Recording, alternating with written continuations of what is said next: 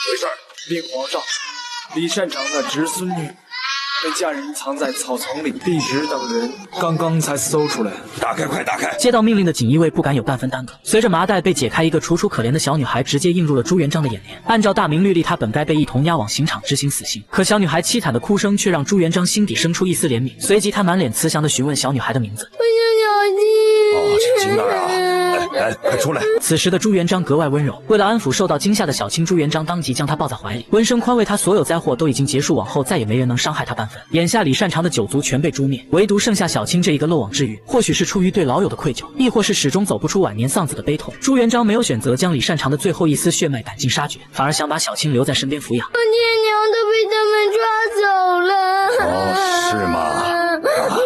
不怕啊！来，拉着爷的手走。朱元璋安抚的不只是受惊的小青，还有那个双手沾满鲜血的自己。曾经跟着他一同打天下的老兄弟，如今全都成了刀下亡魂。没了任何依靠的小青，只能拉起朱元璋的手，把他当成了一位慈祥的老爷爷。从这以后，大明朝出现了既诡异又温馨的一幕。朱元璋把自己仅存的温柔全都倾注在了小青身上，每日上朝，老朱都会把小青带在身边，就连皇孙朱允文都没享受过的哄睡待遇，他用在了小青身上。而小青活泼开朗的性格，也给朱元璋的晚年生活添上了一抹亮色。本以为这样的安稳日子会一直持续下去，没想到随着时间推移，老朱越发感觉力不从心。每当他闭上双眼，总会想起当年跟着自己南征北战的淮西老臣，是他过河拆桥诛杀了老兄弟们的九族。晚年的频繁杀戮让朱元璋陷入深深的自我怀疑。为了减轻心底积攒的罪孽感，朱元璋带着小青前往皇觉寺诵经祈福。他想为妻儿和那些逝去的淮西老臣好好超度一番。敢问施主会诵经礼佛吗？咱年轻的时候曾经在皇觉寺出家为僧。老方丈听后瞬间被吓得尿不湿都尿湿了。猜出朱元璋身份后，他连忙转身离去。看着面前高大威严的佛像，朱元璋终于说出了心里话。可人越老就越容易沉湎过往。说着说着，朱元璋再次想起了和刘伯温初次见面时对方留下的那句谶语：如果大帅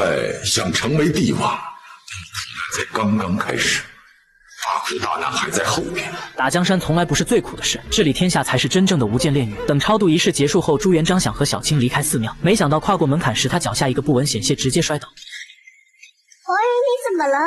朱元璋刚想说自己没事，不曾想下一秒就顿感眼前一片空白，原本清晰的视线被白茫茫的雾气笼罩。前面没有啊，什么雾都没有啊。朱元璋听后也反应过来，这或许是自己多年杀伐换来的报应。可即便如此，他也没有表现出半分气馁。作为执掌天下的帝王，哪怕前路彻底陷入黑暗，朱元璋也会无比坚定的一步步走下去。为了防止自己失明的消息外传，朱元璋告诫小青一定要保守秘密。爷爷眼睛这件事情啊，你千万不可告诉任何人，知道吧？为什么？因为啊，这件事一定让小人知道了，他们肯定会犯上作乱的。青儿，以后爷爷就要靠你给咱领路喽。可天底下从来没有不透风的墙，老朱批阅奏折时的反常举动很快就被朱允文察觉到了不对劲。面对自己疼爱的大孙子，朱元璋没有半分隐瞒，直接把自己突发眼疾的消息全盘托出。一听这话，朱允文立刻就要去请御医，怎料老朱直接伸手一把将他拉了回来。不准让他们知道，爷爷自个儿心里明白，这岁数大了，眼疾是治不好的了。朱元璋郑重告诫大孙子一定要替他保守这个秘密，绝对不能让外人知晓。朝堂上有无数双眼睛一直在暗中盯着他的身体状况，自己失明的消息一旦传出去，必定会被那些心怀不轨的人利用。孙儿明白了。